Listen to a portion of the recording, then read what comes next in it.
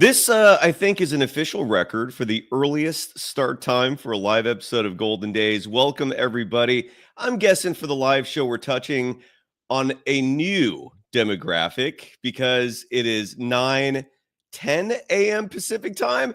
I'm going live this early for a damn good reason because I've got a phenomenal individual joining this program in just a moment to give us the Warriors insights that you did not even know you needed. I'm going on 3 hours sleep. Forgive me for any mental lapses. Let's have a good time, just like the Warriors are. They've been celebrating Draymond Green's 35th birthday, and we're going to hear about it from Danny Emerman of the Bay Area News Group.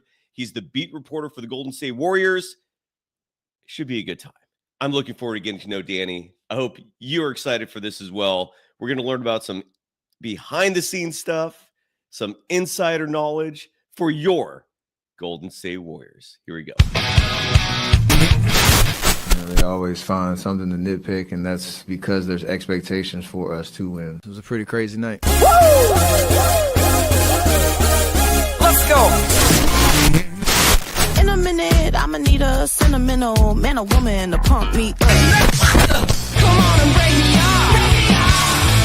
'Cause I get what I want and I like what I see.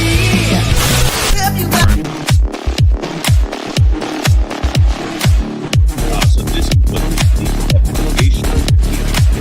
Hey there. Friday. Welcome to the Golden Days. I'm your host for the morning, Cyrus Saatsaz. You can follow me on Threads and Instagram at Dog Wild. On Twitter, my handle is @SurfJournalist. The program is on both those platforms at Golden Days Pod. We're going to bring Danny Emerman of the Bay Area News Group, representing the Mercury News among a lot of publications in the San Francisco Bay Area. The man has a vote for awards when Stephen Curry won his second All-Star MVP award. This individual was one of the reasons why he won. He actually voted for Steph. That's some tremendous power. Before we bring Danny Emerman onto the program, got to give some love to our sponsors for this morning. Underdog Fantasy. They're not gone yet, folks. I thought that sponsorship was done. They're part of Believe Network, the network we're on. And they're like, you know what, Cy? We like your show. We're going to keep sponsoring you for at least another week. So Underdog Fantasy, use the promo code GSW for a free pick and up to $1,000 in bonus cash. It's fun. It's simple. It's easy. Because the sponsorship's still going, I'm going to be posting my picks on social media, Warriors and Nets tonight. It's an early game. I'm going to post some picks there. Go check out Underdog Fantasy. It's a lot of fun. Legal in over 30 states, including California, our home state. And BetOnline, the world's most trusted betting platform. I'm going to look up what the spread of tonight's game is. I'm going to guess the line real fast. In terms of what the Warriors and the Nets line is going to be. I imagine the bookies are who will reflect public sentiment and not logic necessarily. I'm going to guess Warriors minus 11. And the line, courtesy of BetOnline's website, I would give myself an award if that was ethical. Warriors minus 11, folks. That's how good the bookies are. Go have fun with BetOnline. The game starts here. I have one more sponsor, but I'm going to bring my guest onto the program to talk about it. His name is Danny Emerman. He's been in the Bay Area media scene for a long time. Him and I are part of the KNBR fraternity, but we've never met until now. So I'm really excited to join Danny. You could follow him on Twitter. Yes, I'm going to call it that until the end of times. At Danny Emerman, just his name, super easy. He's part of the Bay Area News Group, writing for the Mercury News among many publications covering the Golden State Warriors. Danny, great to meet you, brother. How are you doing live from Brooklyn? That's a hell of a background for your hotel, man. How you doing, brother? I'm doing great. Thanks a lot for having me on, Cy. I really appreciate it. Love the intro. A lot of fun. Thank you, brother. That's very kind of you, and I'm really stoked you're on here, man. I actually sought you out at a Warriors game recently. I recognized it. I'm like, dude, that's the guy. I've been giving you praise on this program for very good reason, man. I feel like your coverage of the Warriors has been phenomenal, and we're going to talk about that. But I got to give some love to one more sponsor real fast. And I brought you in for good reason, because the sponsor is Humboldt, and more specifically, Visit Humboldt as a tourist destination. Over half our audience is based in the San Francisco Bay Area. Danny, you used to write for KNBR. Correct me if I'm wrong. I believe that's how you came to the Bay Area, but then you could provide some context on that. Before we talk about Humboldt, how did you end up to the Bay Area? You're from Massachusetts originally, correct? Yeah, so I grew up in the greater Boston area in Mass, and after graduating from college, I got a job offer from KNBR to go cover the Giants, and it was in the middle of their 107-win season. Total kismet that a position opened up in such a fantastic, exciting season, and I was lucky enough to impress them, convince them to give me the job, and that was 2021, and I've been in the Bay ever since. Now I've been covering the Warriors. This is my first full season on the beat. I always wanted to cover the NBA growing up, so this is really, my dream. And I'm turning 26 in a few weeks, but I'm 25, so I've seen a lot of friends this week, and I tell them all the same thing. I'm happy to share it with you and your listeners. Like, when you have your dream job at 25, it can be hard. You put a lot of pressure on yourself to do well. But I really can't complain. Just doing my best out here. You are. That's all any of us could do. It's just do your best and hope the results are solid, and you apply everything you've learned until this point. Our mutual friend Connor Letourneau has high praise for you, brother. Side note: he's a phenomenal individual as a mentor. If that's ever something you're thinking about, he's a good dude and he's very smart and sharp. But he sings your praises as well. I bring all this up because you moved here to start writing at KNBR after college. Have you ever traveled north of the San Francisco Bay Area? Have you visited Humboldt? I've never visited Humboldt, but if they've got a friends and family discount for this podcast, I would love to go. It seems lovely, especially in the summer. Hopefully I have some time off this summer in the off season to go see the Redwoods and everything. That'd be cool. Let's stay in touch on that. Because if you go to visithumboldt.com, the website includes all the resources you need for your travel information, whether places to stay, things to do. And yeah, dude, let's talk, man. I imagine your life is insane until the season's over, but when the season's done, brother, I will take care of you. I will give you that discount. Right. And for everyone else, just check out visithumboldt.com for all the great deals that Danny may not even need me for. If you just visit the website, there's a ton of offers there. Go check out my former stomping grounds. I used to be a student up there. You could DM me if I have information for you that could be of service. Go check out one more time, visithumboldt.com, and go follow Danny Emerman on Twitter again, at Danny Emerman. Danny, first things first, brother. How has New York City been? I could be mistaken on this, but I don't remember the schedule being set up.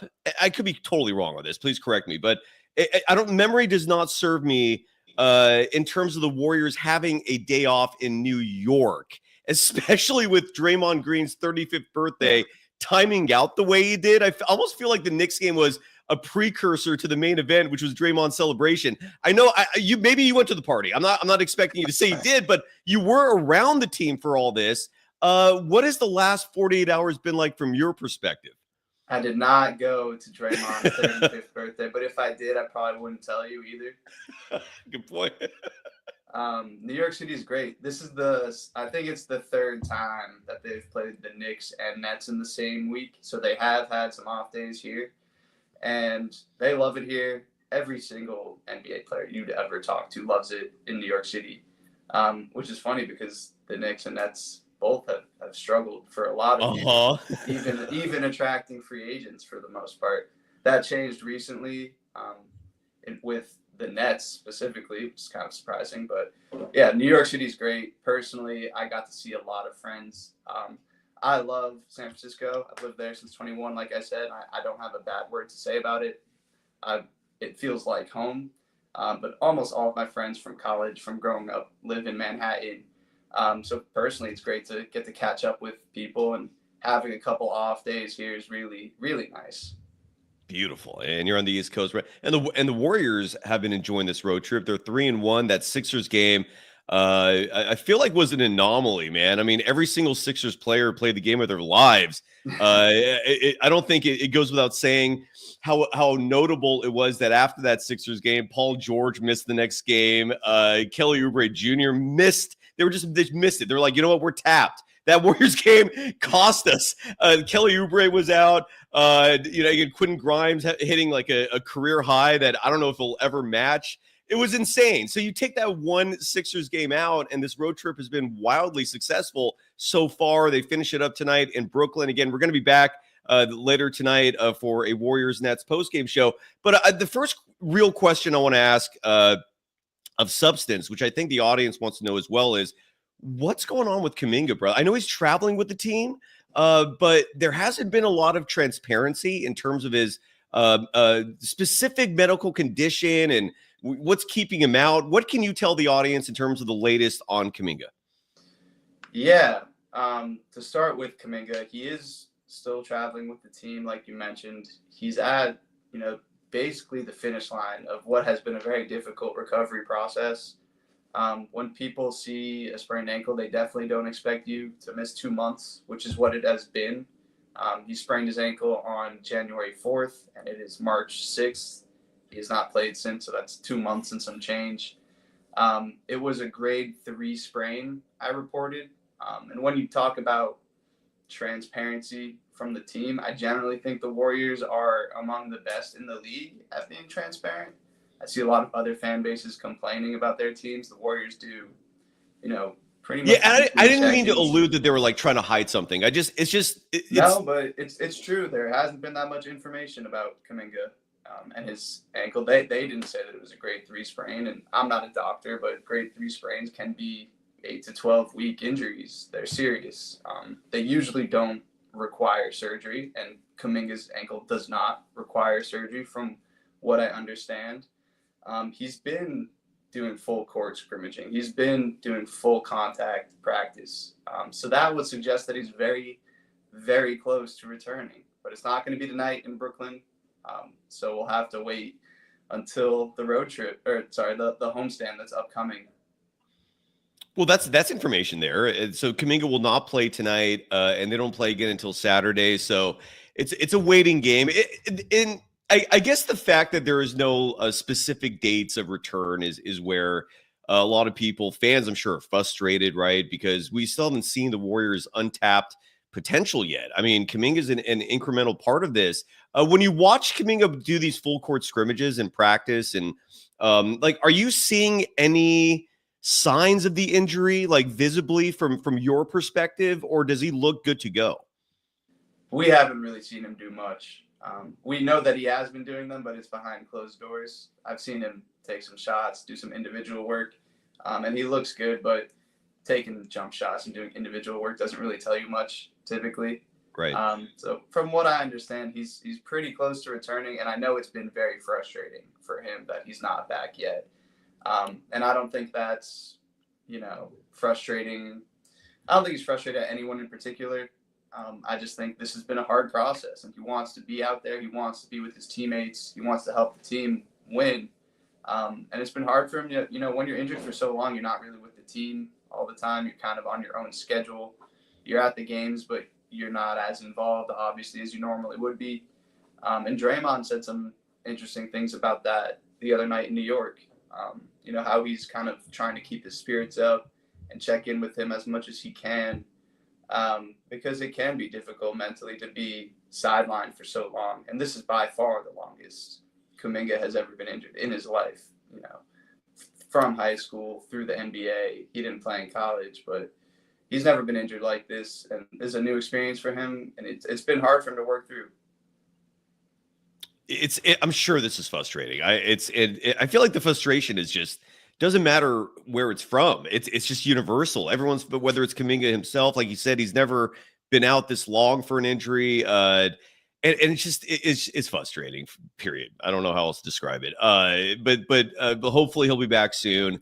I'm of the belief, and I'm not going to ask you like much opinionated questions today, but just because I don't know how comfortable you are, every reporter's different. I know you strive for objectivity, where columnists are all about editorials and opinions, and you're striving to give the audience the facts, and I respect that tremendously, because what people may not realize is what you're doing is a million times harder than what someone like, even me, like a talking head, like. It's easy to espouse opinions. It actually takes effort and time and skill to report objectivity. That's where you're presenting a neutral view. You're just trying to be the impartial observer. I get it. I commend you for that, dude. It's not easy yet. Even in sports, I feel like it's vital. So what you're doing is phenomenal. And thank you for the update on Jonathan Kuminga. I just wanted to opine on my part.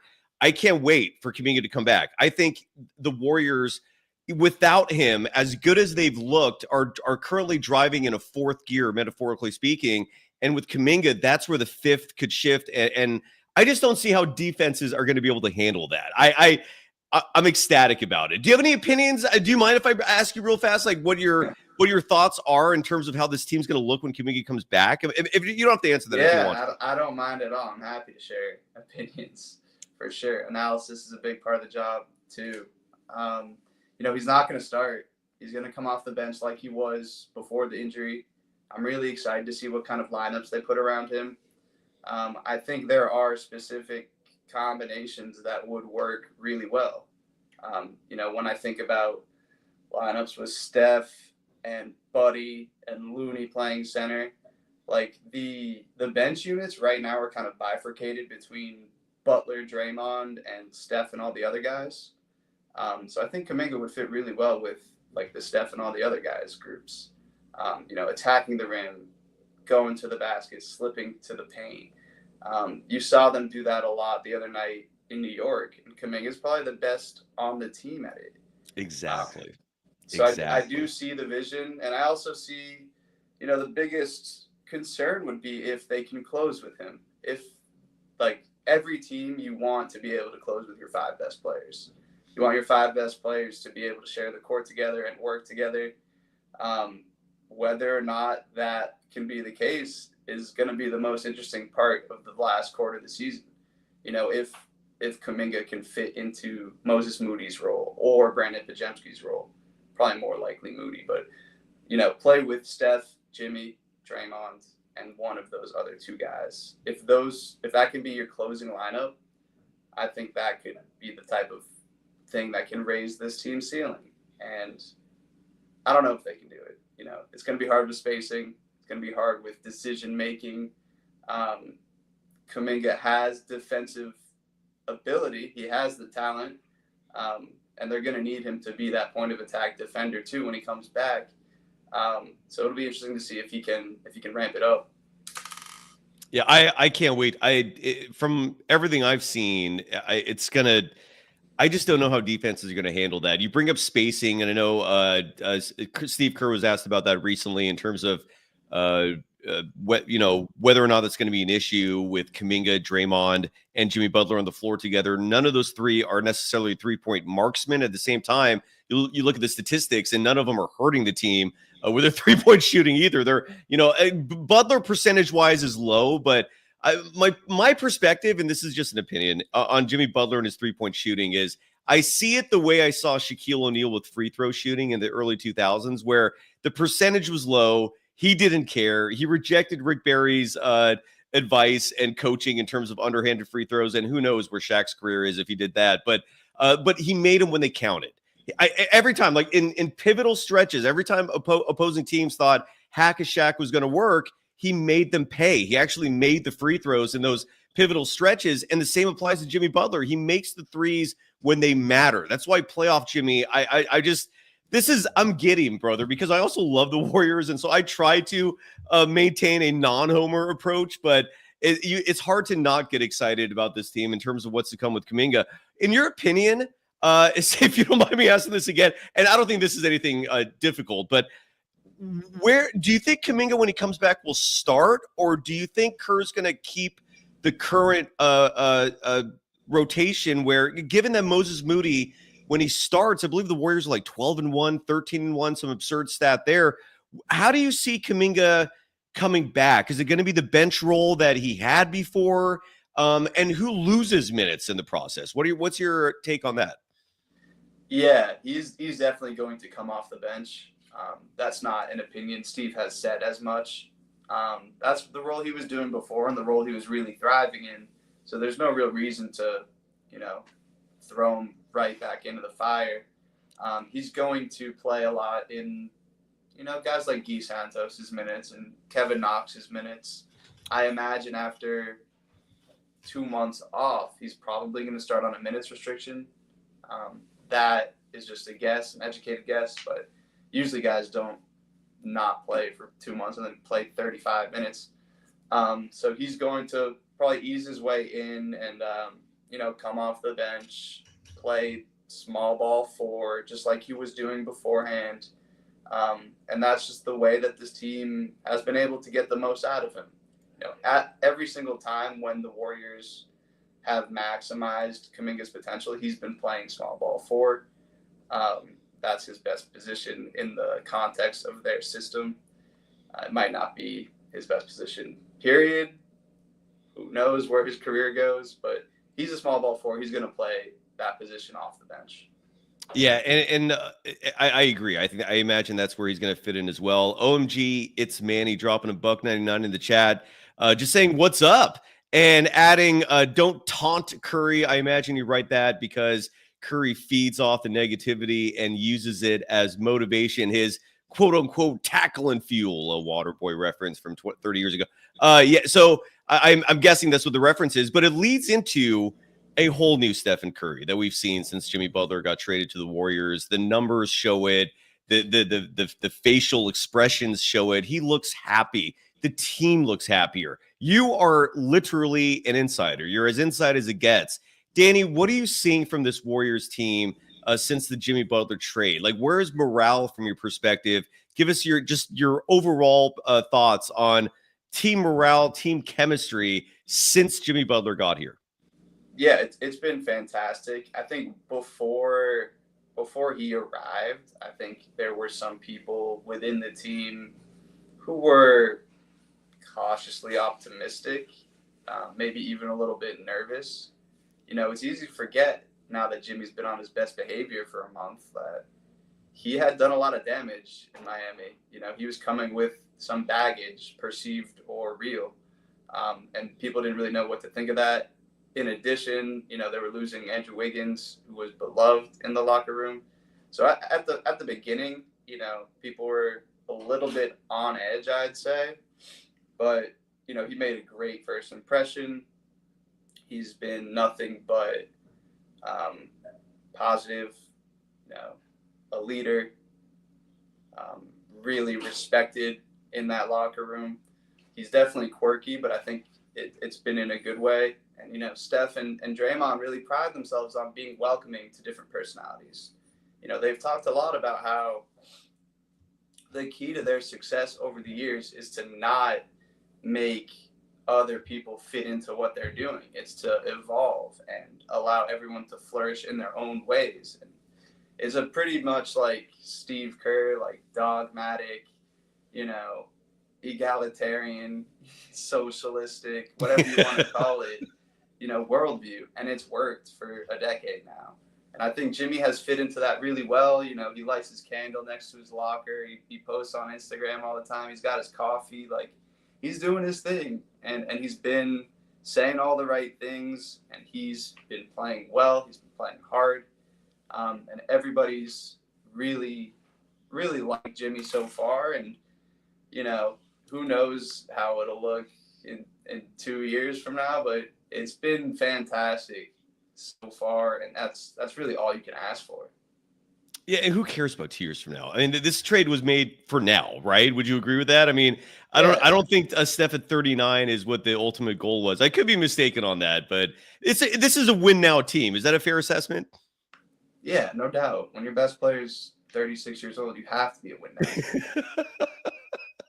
Dude, a random question, just to fulfill my personal curiosity. In a situation like this where the Warriors are playing the Knicks, have a day off, and then play the Nets, What is the protocol for that in between day? Are you switching hotels? Are you just gonna? Or is the team just taking a bus from Manhattan on Thursday? What's the protocol there?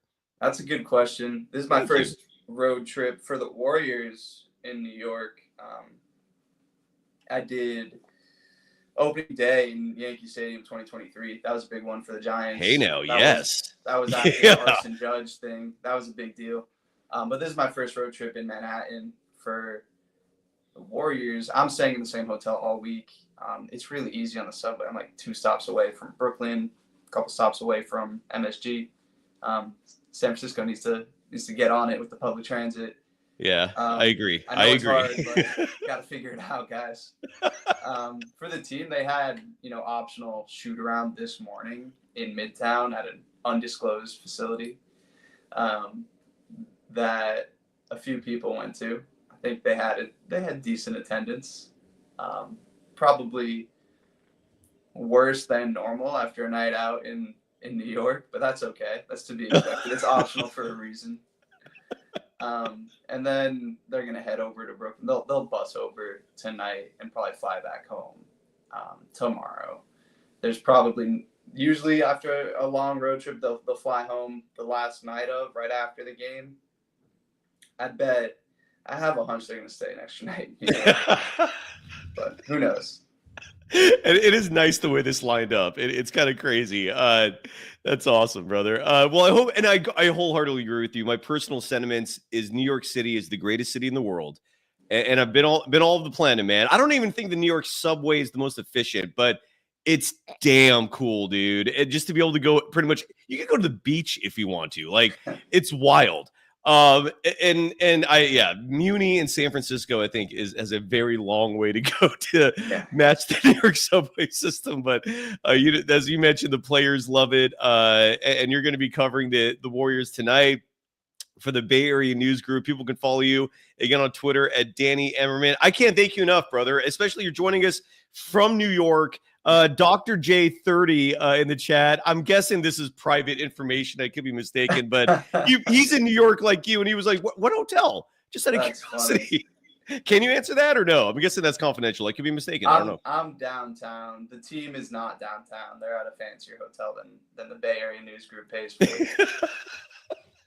That's just still, man. The fact that you're getting a paid trip to New York is kind of cool, brother. I'm stoked on that. And you are working still. What do you have coming up for stories? Let's wrap it up there. What can you tease the audience with in terms of pieces that you're going to be publishing for the Mercury News and the Bay Area News Group as a whole?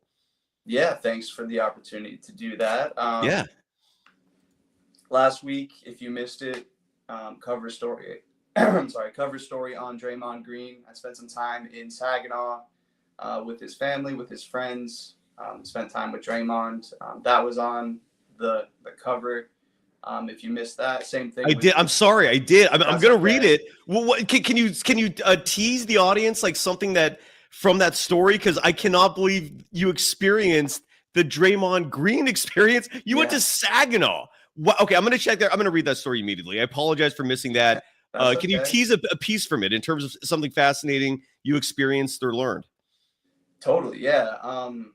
I went to his old high school, the house he grew up in, his favorite taco spot. And Draymond's at a place in his career where he's kind of the most introspective he's ever been. And part of that is keeping perspective, trying to figure out how to finish his career the right way after how last season went. And another part of that is, recognizing how far he's come and where he came from. And there's a lot of, Saginaw's not a nice place. It's one of the most impoverished cities in America, one of the highest crime rates in America per capita. So everything he's had to do since he was a little kid has kind of shaped who he is today. And he recognizes that. And it's been for good and bad. Everything, I think his quote was like, everything he's ever gotten and everything he's ever lost comes from Saginaw. So there's a lot in that story, I think, that informs the way I look at Draymond, and hopefully, the readers do too. Another story last week was about Steve Kerr. I've been doing this series about the 2015 team, looking back on it in different ways.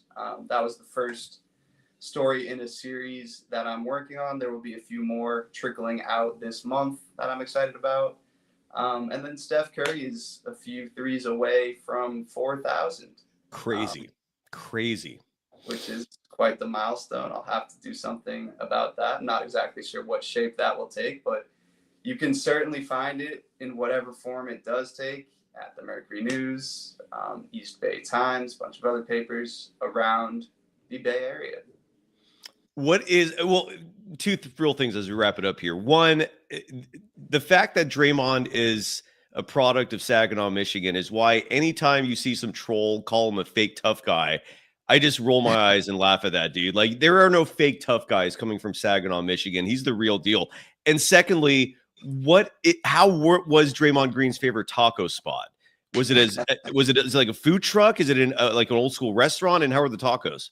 It was like a hole in the wall. Tacos were good. Me and his mom shared some tacos. We got turkey and chicken.